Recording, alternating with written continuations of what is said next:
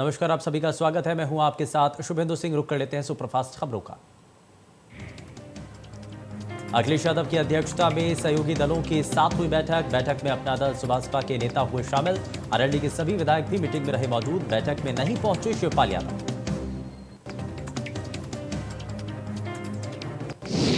अखिलेश यादव की बैठक में नहीं पहुंचे शिवपाल यादव। इटावा में मित्रों के साथ बैठकर राजनीति पर चर्चा करते नजर आए शिवपाल।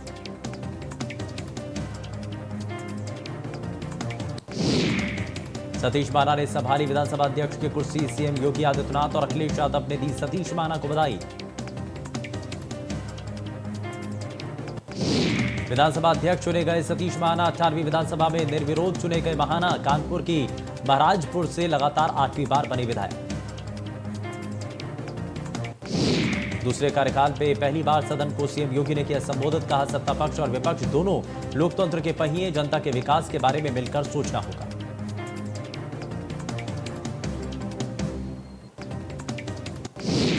विधानसभा में सीएम योगी ने सतीश महाना को विधानसभा अध्यक्ष बनने पर दी बधाई। कहा, ये हमारे लिए खुशी और गौरव का पल। हमें महान अवसर से चूकना नहीं चाहिए। आपके नाम में ही महाना लगा है। गौड़ा में केंद्र सरकार की श्रम विरोधी नीतियों को लेकर केंद्रीय ट्रेड यूनियन कर्मचारियों और फेडरेशनों के कर्मचारियों ने अपने अपने कार्यालय पर सोमवार को हड़ताल पर रहे। मुख्तार अंसारी एम्बुलेंस केस में बड़ी कार्रवाई। आरोपी डॉक्टर अलकराए भाई समेत गिरफ्तार। मुख्तार समेत 13 लोगों पर गैंगस्टर का केस दर्ज।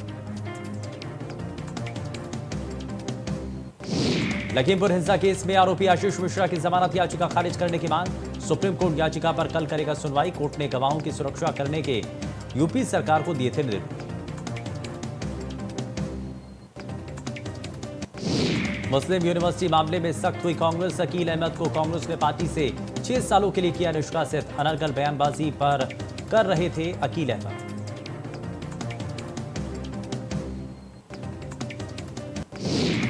सदन में राज्यपाल का अभिभाषण के बाद धरने पर बैठी अनुपमा रावत। महंगाई को लेकर सदन के बाहर किया प्रदर्शन। पूर्व मुख्यमंत्री हरीश रावत की बेटी हैं अनुपमा रावत।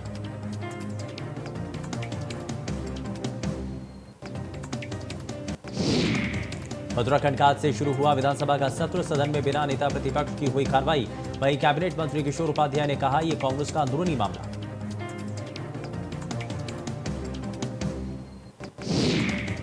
उत्तराखंड सरकार का 3 दिवसीय सत्र आज से शुरू। मुख्यमंत्री पुष्कर सिंह धामी ने कहा, विधानसभा सत्र को लेकर तैयारी पूरी। साथ ही बताया, जल्द ही मंत्रियों को विभाग भी दे दिए जाएंगे। शारदा सिन्हा को 30 मार्च को किया जाएगा सम्मानित। प्रसिद्ध लोक गायिका हैं शारदा सिन्हा। लोक निर्मला सम्मान से किया जाएगा सम्मानित।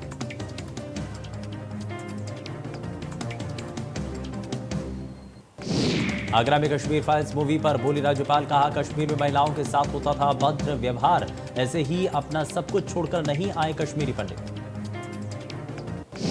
आतंकवादियों ने उस समय के नेताओं को दिया था चैलेंज। श्रीनगर के लाल चौक पर ध्वज फहराकर दिखाएं। जिसके बाद अटल बिहारी वाजपेयी ने दिया था जवाब, हम कश्मीर के लाल चौक पर आएंगे और तिरंगा फहराकर दिखाएंगे।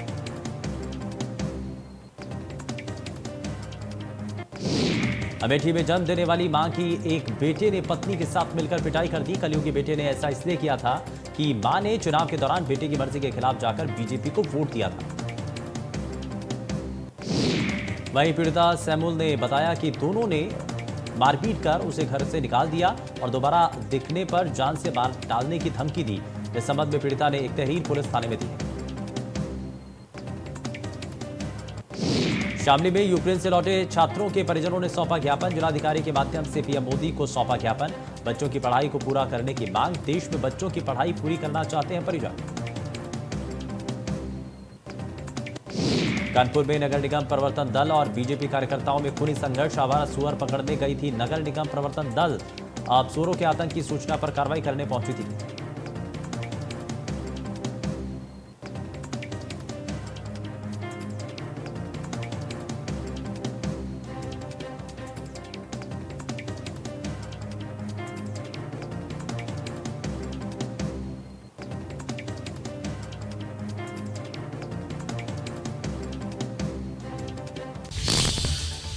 और इस बीच एक बड़ी जानकारी मिल रही है। उत्तराखंड में मंत्रालयों का बंटवारा हो चुका है और इस बात को लेकर के इंतजार लगातार बना हुआ था मुख्यमंत्री पुष्कर सिंह धामी ने मंत्रालयों का बंटवारा कर दिया है और मंत्रियों को अब उनके विभाग सौंप दिए गए हैं। प्रेमचंद अग्रवाल को वित्त मंत्रालय की जिम्मेदारी दी गई है। बड़ी जिम्मेदारी। सतपाल महाराज को पीडब्ल्यूडी विभाग की जिम्मेदारी दी गई है। इसी के साथ सुबोध उनियाल को वन विभाग की जिम्मेदारी दी गई है। सतपाल महाराज को पीडब्ल्यूडी विभाग समेत 7 अन्य विभाग भी उनको सौंपे गए हैं। बड़ी जिम्मेदारी उनको दी गई है।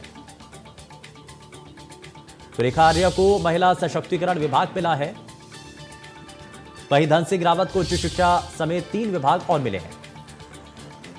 गणेश जोशी को कृषि मंत्रालय मिला है।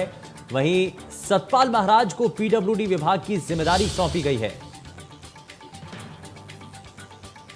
सुबोध उनियाल को वन विभाग की जिम्मेदारी दी गई है और यह बड़ी जिम्मेदारी जो कि अलग अलग मंत्रियों को सौंपी गई है। हालांकि शपथ ग्रहण हो चुका है, लेकिन अब विभागों के बंटवारे को लेकर के इंतजार था, लेकिन वो इंतजार का पल भी खत्म हो चुका है। उत्तराखंड में मंत्रालयों का बंटवारा अब किया जा चुका है। सीएम धामी के द्वारा अब मंत्रालयों का बंटवारा किया जा चुका है।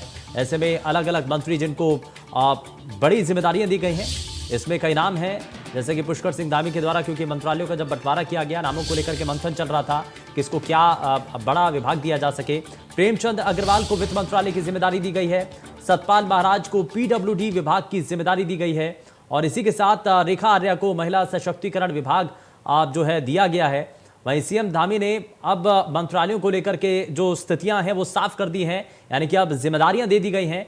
अब मंत्रियों की प्राथमिकता क्या होगी अपने विभागों के अंदर काम करने की? सबसे पहले अपने विभाग के जरिए क्या वो आगे काम करना चाहेंगे, ये फिलहाल देखने वाली चीजें हैं। लेकिन फिलहाल मंत्रालयों की जो जानकारी है, मंत्रालयों का बंटवारा हो चुका है। और डॉक्टर प्रवीण कुमार हमारे साथ जुड़ चुके हैं। डॉक्टर प्रवीण, क्या अभी तक जानकारी मिल रही है? लगातार इस बात को लेकर के कयास लगाए जा रहे थे कि आज हो सकता है कि मंत्रालयों का बंटवारा हो सकता है। आप जानकारी अब ये मिल रही है कि मुख्यमंत्री पुष्कर सिंह धामी के द्वारा मंत्रालयों का बंटवारा कर दिया गया है। बिल्कुल, पोर्टफोलियो का बंटवारा हो गया। अभी जो है इसकी सूचना जो दी गई है, इसमें जो है सतपाल महाराज जो कि हैं जो सीनियर मिनिस्टर हैं, उनको पीडब्ल्यूडी, पंचायती राज, ग्रामीण निर्माण, संस्कृति, पर्यटन इनको दिया गया है। सिंचाई और लघु सिंचाई इनके पास ही रहेगा है, यानी कि पिछली बार जो सतपाल महाराज के पास विभाग थे उसको कंटिन्यू रखा गया है।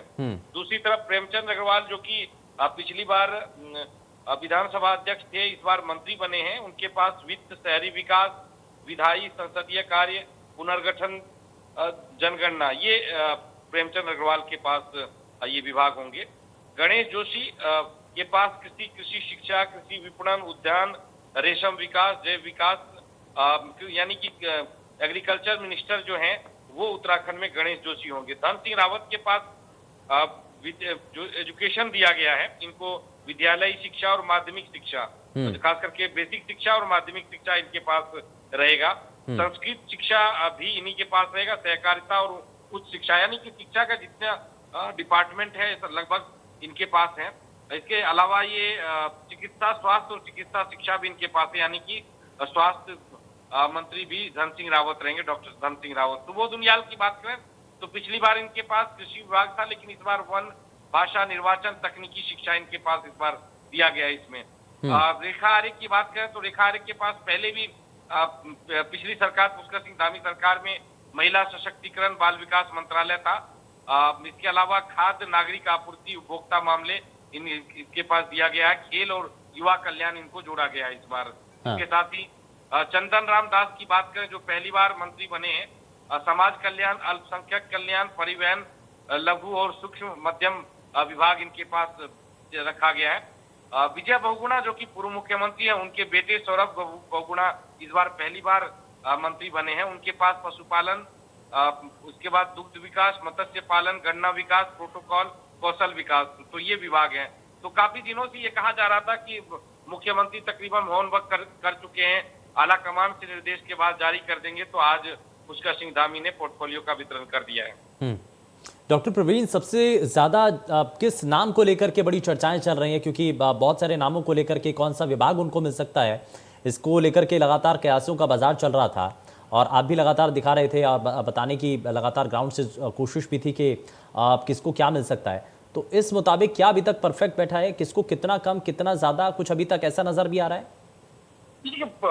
पुष्कर सिंह धामी जब मुख्यमंत्री बने थे, तीसरे मुख्यमंत्री के रूप में उनको भी बनाया गया था और उनके चेहरे पर चुनाव लड़ा गया। तो चुनाव से पहले जो विभाग जिनके पास थे तकरीबन वही रखे गए हैं। जो नए आए हैं उनके पास जो नए विभाग तो मिलने ही थे, उनके जो पुराने मंत्री हैं लगभग उनके पास वही विभाग है। सिर्फ सुबोध उनियाल के पास जो विभाग हैं, वन निर्वाचन तकनीकी शिक्षा, इनके पास जो ये विभाग दिया गया है, इसमें फेरबदल हुआ है। रेखा आर्य को थोड़ा सा वजन जो भारी किया गया, इनके पास कुछ और विभाग जो पिछले जो सरकार में जो विभाग थे, इसके अलावा इनके पास खाद्य नागरिक और खेल युवा कल्याण दिया गया, ये विभाग दूसरे मंत्री के पास थे। तो कुल मिला के देखें तो तकरीबन बैलेंस करने की कोशिश की गई है।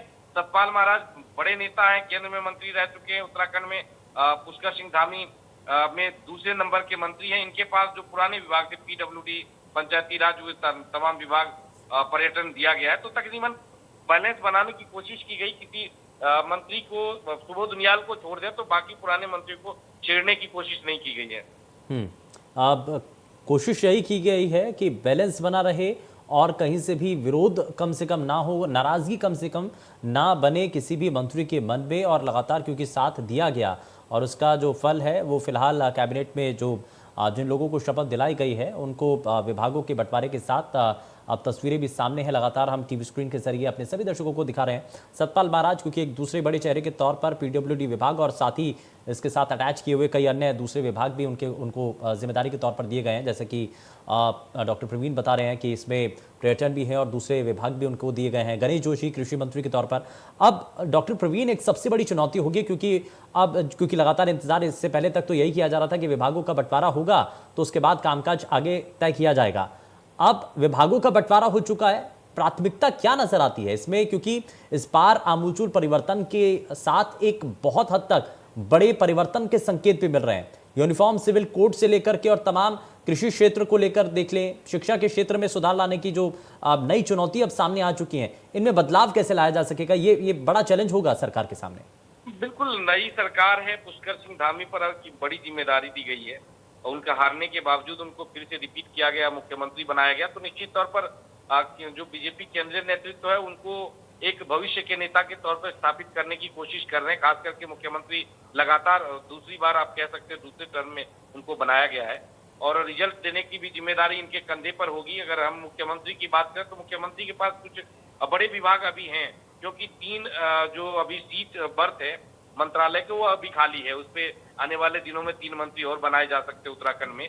इसमें से गृह विभाग मुख्यमंत्री के पास ही है, सूचना मुख्यमंत्री के पास है, इसके बाद आप पेयजल मुख्यमंत्री के पास है, ऊर्जा मुख्यमंत्री के पास है, आयुष और आयुष शिक्षा मुख्यमंत्री के पास ही है, पर्यावरण और जलवायु परिवर्तन भी मुख्यमंत्री के पास है और एविएशन भी मुख्यमंत्री के पास है। तो कहीं ना कहीं अभी कुछ मंत्रालय ऐसे हैं जो मुख्यमंत्री के पास है, बड़े मंत्रालय है मुख्यमंत्री के पास। और निश्चित तौर पर जो पुराने मंत्री हैं उन पर ये जिम्मेदारी दी गई है कि पुष्कर सिंह धामी ने जिस तरह से उन पर विश्वास किया था, अब पूरा मौका है कि वो प्रदर्शन करे, बेहतर प्रदर्शन करे, आम जनता की समस्याओं से रूबरू हों, उनको समस्याओं का समाधान करे और आगे बढ़े। तो ये बड़ी जिम्मेदारी दी गई है, खास करके सतपाल महाराज और जो धन सिंह रावत के पास बनाईदार विभाग इनके पास है। लगभग सभी को बैलेंस करने की कोशिश की गई है, लेकिन सीनियर मंत्री जो पुराने मंत्री हैं उन पर यह जिम्मेदारी दी गई है कि वो बेहतर काम कर सके। यानी कि मान लें कि उत्तराखंड में इस मैच को लेकर के टीम जो है वो टॉस जीत चुकी है, खिलाड़ी का जो सीक्वेंस है कौन कब उतरेगा ये भी तय हो चुका है और अब सिर्फ इंतजार है तो बैटिंग देखने का कि अब बैटिंग कैसे करती है सरकार और कितना स्कोर खड़ा करती है, और इन 5 सालों के अंदर एक बड़ा स्कोर भी खड़ा करने की यहाँ कोशिश भी होगी। डॉक्टर प्रवीण, बिल्कुल पुष्कर सिंह धामी ने तो चुनाव में जो बैटिंग की है उससे तो उनका प्रदर्शन सबके सामने है कि दोबारा इतिहास रचते हुए कोई भी पार्टी दोबारा सत्ता में पहुंची है। अब जो टीम है प्लेइंग 11 आप कह सकते हैं, अभी 11 नहीं है, 80 खिलाड़ी हैं, 11 हो सकते हैं इसमें, क्योंकि उत्तराखंड में 11 मंत्री बनाए जा सकते हैं। तो इसमें अब सब पे जितने खिलाड़ी हैं उन पे ये जिम्मेदारी है कि अच्छा स्कोर करें, क्योंकि सामने जो चुनौती कई सारी है। अभी नगर निकाय के चुनाव होने वाले अगले साल, इसके साथ ही 2024 में लोकसभा के चुनाव होने हैं, तो रिजल्ट देना होगा। साथ ही उनके ऊपर जिम्मेदारी होगी कि जो केंद्रीय नेतृत्व ने जो उन पर खास करके देश के प्रधानमंत्री नरेंद्र मोदी, अमित शाह ने जो उन पर भरोसा जताया है, उनको रिटर्न गिफ्ट किस तरह से देंगे 2024 में, ये देखना दिलचस्प होगा, क्योंकि आपको पूरी खुली छूट दी गई है, पूरा समय दिया गया, पूरा आपको मौका दिया गया, सारे मंत्रियों को विभाग दिए गए कि आप अपनी तरह से खेलिए, लेकिन आपको स्कोर बनाना होगा और जीतना होगा। क्योंकि इससे पिछला जो कार्यकाल रहा वो बहुत जल्दबाजी वाला रहा, कई चेहरे बदल गए, सेटलमेंट हो नहीं पाया, थोड़ा सा विवाद भी रहा, एक दूसरे को लेकर ट्यूनिंग को लेकर के भी विषय रहा। लेकिन इस बार इस टर्म में फुल तरीके से, पूरी तरीके से जो है जिम्मेदारी दे दी गई है, पुष्कर सिंह धामी के ऊपर पूरी जिम्मेदारी सौंपी गई है कि आप देखिए आपको क्या करना है, आपको कैसे काम करवाना है और प्रदेश में किस और आपको विकास को लेकर के जाना है, ये आपको तय करना है। इसीलिए कुल मिलाकर के किस विभाग जो कि पुष्कर सिंह धामी ने अपने पास रखे हैं, रेखा आर्या, एक बड़ी जिम्मेदारी, क्योंकि माना भी जा रहा था इससे पहले तक भी कि संभावना इसी बात को लेकर के जारी हो रही थी, डॉक्टर प्रवीण के महिला सशक्तिकरण विभाग उनको मिल सकता है, और कुछ ऐसा ही होता हुआ नजर भी आया। बिल्कुल, पिछली बार अगर हम बात करें तो त्रिवेंद्र सिंह तकरीबन 4 साल उत्तराखंड में मुख्यमंत्री रहे। उनके समय में आप जितने मलाईदार विभाग थे, चाहे पीडब्ल्यूडी की बात करें, ऊर्जा की बात करें, ये सब मुख्यमंत्री के पास थे। और उसके बाद तीरथ सिंह बने तो बहुत ज्यादा तब्दीली नहीं हुई, लेकिन पुष्कर सिंह धामी जब मुख्यमंत्री बने तो उन्होंने मुख्यमंत्री के पास जितने बड़े विभाग थे वो सबको उन्होंने बांट दिया था, और उसी कड़ी को आगे बढ़ाते हुए दूसरे टर्म में भी पुष्कर सिंह धामी ने सबको मलाईदार विभाग देने की कोशिश की है। बेहतर परफॉर्मेंस के लिए उनके पास अवसर भी दिया है और विभाग भी दिए कि आप खुलकर खेलिए, स्कोर कीजिए, क्योंकि जनता कभी किसी भी सरकार को सिर बसर माथे पे चढ़ाती है जब तक आप अच्छा प्रदर्शन करते रहते हैं। और एक प्रदर्शन अभी तो पुष्कर सिंह धामी ने एक बाजी जीत ली है, दूसरी बाजी निकाय चुनाव है, और तीसरी बाजी जो सबसे बड़ा अभी अग्नि परीक्षा है, आप लिटमस टेस्ट भी कह सकते हैं सरकार की, वो है 2024। एक तरह ड्रीम है प्रधानमंत्री मोदी और अमित शाह का कि फिर से हम सत्ता में लौटे, और उसके लिए बेहतर काम करना होगा। और 2024 के इसी लक्ष्य को साधने के लिए 2022 की जो कैबिनेट है वो अपने आप में बेहद महत्वपूर्ण है, और कैबिनेट में विभागों का बंटवारा होने के बाद अब परफॉर्मेंस के आधार पर देखना होगा कि कौन मंत्री कितना आगे बढ़ता है। लेकिन कामों के आधार पर कुछ संकेत भी हैं कि अगर परफॉर्मेंस ठीक नहीं होगी, बैटिंग अगर ठीक नहीं होगी, बॉलिंग अगर ठीक नहीं होगी, तो कुछ समय के लिए रेस्ट के लिए भी बोला जा सकता है। प्रवीण, बिल्कुल बिल्कुल, क्योंकि लंबी फेरिस्त है, कई बड़े नेता साइडलाइन कर दिए गए, और कई बड़े नेता अभी लाइन में हैं कि वो नए भी नेता हैं जो कर्मठ हैं और जो सचमुच काम कर सकते हैं, वो मंत्री बनने की लाइन में है। तो सबको प्रदर्शन करना होगा, और निश्चित तौर पर अगर बेहतर प्रदर्शन नहीं होगा तो नरेंद्र मोदी और अमित शाह की सरकार में और उनकी पार्टी में किसी को भी सिर्फ मंत्रालय लेकर बैठने नहीं दिया जाता है। परफॉर्मेंस की समय समय पर समीक्षा भी होती है, और बेहतर परफॉर्मेंस वाले को उसका उपहार भी मिलता है। तो बेहतर प्रदर्शन करना होगा, और अगर बेहतर प्रदर्शन करेंगे तो निश्चित तौर पर बने रहेंगे, वरना सिर पर तलवार जरूर लटकेगी। ठीक है, एक एक करके जरा नामों को लेकर के भी चर्चा कर लेते हैं डॉक्टर प्रवीण। इसमें क्योंकि हम सौरभ को लेकर के अगर बात करें, क्योंकि पूर्व मुख्यमंत्री के बेटे, लेकिन कैबिनेट में इस बार जगह मिलती है और कई विभाग उनको दिए गए हैं, ये माना जाए कि शुरुआत हो गई है अब उनको बड़ी जिम्मेदारी के तौर पर देकर के, क्योंकि इससे पहले उनके पिता को ज़्यादा क्योंकि सक्रिय राजनीति में उतना रखा नहीं गया, चुनाव नहीं लड़ाया गया, ना ही उनको ज़्यादा कुछ इन्वॉल्वमेंट उनकी रही, तो अब ऐसे में उनके बेटे को आगे बढ़ाने के लिए उनकी जो नाराजगियाँ थी कम से कम उसको कम कर दिया जाएगा। बिल्कुल, विजय बहुगुणा पूर्व मुख्यमंत्री रहे, और सांसद खास करके हम बात करें टिहरी लोकसभा से तो लगातार जीतते रहे, और पिछले लोकसभा चुनाव में ये माना जा रहा था कि विजय बहुगुणा को टिकट दिया जाएगा, लेकिन टिकट नहीं मिला। उसके बाद ये माना जा रहा था कि शायद कहीं राज्यपाल बनाया जाए, तो वो भी उनको नहीं बनाया गया। तो कहीं ना कहीं एक तरह से उसी कड़ी में जोड़कर देखा जा रहा है कि विजय बहुगुणा को सम्मान है, क्योंकि सौरभ बहुगुणा दूसरी बार यहाँ पर विधायक बने हैं और उनको मंत्रालय मिला है।